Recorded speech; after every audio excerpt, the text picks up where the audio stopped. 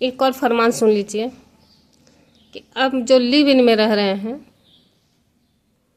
उनको भी मेंटेनेंस का लाभ महिलाओं को मिलेगा। प्रयागराज, इलाहाबाद हाई कोर्ट ने एक महत्वपूर्ण आदेश में कहा है कि यदि कोई पुरुष और स्त्री लंबे समय से पति पत्नी बनकर साथ रह रहे हैं तो अलग होने पर महिला दंड प्रक्रिया संहिता की धारा 125 के तहत भरण पोषण पाने की वो भी हकदार होगी, भले ही पत्नी होने का शादी का औपचारिक या सख्त कानूनी प्रमाण पत्र उपलब्ध न हो। अब बताइए क्या कहते हैं आप। ये परिवार अदालत ने तो क्योंकि जो याचिका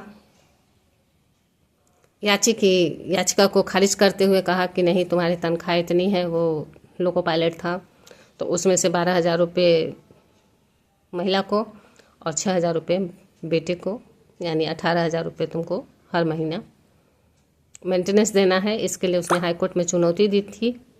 तर्क था कि विवाह केवल 10 रुपये के स्टाम्प पेपर पे हुआ था, जो हिंदू विवाह नियम के अंतर्गत वैध नहीं है, कानूनी पत्नी नहीं है। लेकिन तुरंत जज ने कहा कि नहीं, ऐसा नहीं है, तुमको इतना 18,000 रुपया, 12,000 और 6,000 मिलाकर 18,000 रुपया तुमको देना ही पड़ेगा। तो पत्नी सब की जो व्याख्या व्यापक होनी चाहिए और पुरुष कानूनी तकनीकी खामियों का लाभ उठाकर जिम्मेदारी से तुम भाग नहीं सकते हो, इसलिए तुम्हें 18,000 रुपया महीना इनको मेंटेनेंस देना ही पड़ेगा। याची स्तब्ध है, लोको पायलट है रेलवे में, कटौती के बाद उसकी आय जो है वो 70,000 रुपये है, उसी में से उसका मेंटेनेंस बंधा है। और इसका जो ग्राउंड तैयार किया गया है वो ये है कि हाईकोर्ट ने स्पष्ट किया है कि भरण पोषण का उद्देश्य महिला और बच्चे को आर्थिक असुरक्षा और बेघर होने से बचाना है।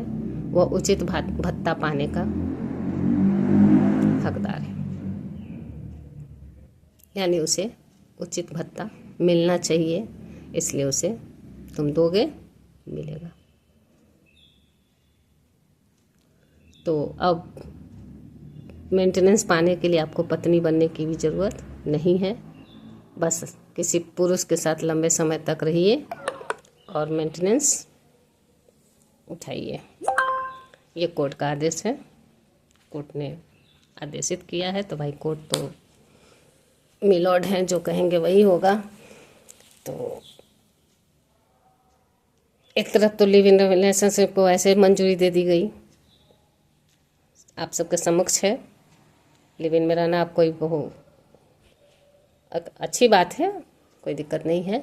ऊपर से अब लिव इन में रहने के बाद आपको मेंटेनेंस की भी सुविधा मिल रही है। अब और कितनी सुविधा चाहिए? अगर कुछ चाहिए तो कुछ और आगे बढ़ा दीजिए, हमारे जज साहब थोड़े और दे देंगे। तो यही संविधान है, यही सब कानून है, इसमें हर हाल में नुकसान पुरुषों का ही होना है। इसलिए पुरुषों थोड़ा सोच समझ के पग बढ़ाओ, सोच समझ के स्त्रियों से दोस्ती करो, सोच समझ के किसी के साथ रिलेशन बनाओ, सोच समझ के किसी के साथ फिजिकल हो, सोच समझ के दायरा बढ़ाओ, वरना ऐसे ऐसे ही नियम से तुम्हें गुजरना पड़ेगा, कोई उपाय नहीं है। क्योंकि तुम जानते हो कि तुम्हें सुनने वाला कोई नहीं है, कुछ भी कर लोगे तुम्हें सुनने वाला कोई नहीं है। तुम अपनी जो याचिका है वो लोअर कोर्ट में ले जाओ, हाई कोर्ट ले जाओ, सुप्रीम कोर्ट ले जाओ, समथिंग जहाँ मन करे वहाँ ले जाओ, भुगतना तुम ही को है हर हाल में, तो समझना भी तुम ही को है। मैं बेटों को सख्त ताकीद करती हूँ, मैं अपने बेटों से, मैं अपने भाइयों से सख्त ताकीद करती हूँ कि संभलना तुम ही को है। इसलिए इस हर रिलेशन को थोड़ा सोच समझ के बनाओ, उसका भविष्य में परिणाम देखते हुए किसी रिलेशन को बनाओ, नहीं तो खामियाजा भुगतने के लिए तैयार रहो। बाकी मैं क्या कर सकती हूँ। धन्यवाद।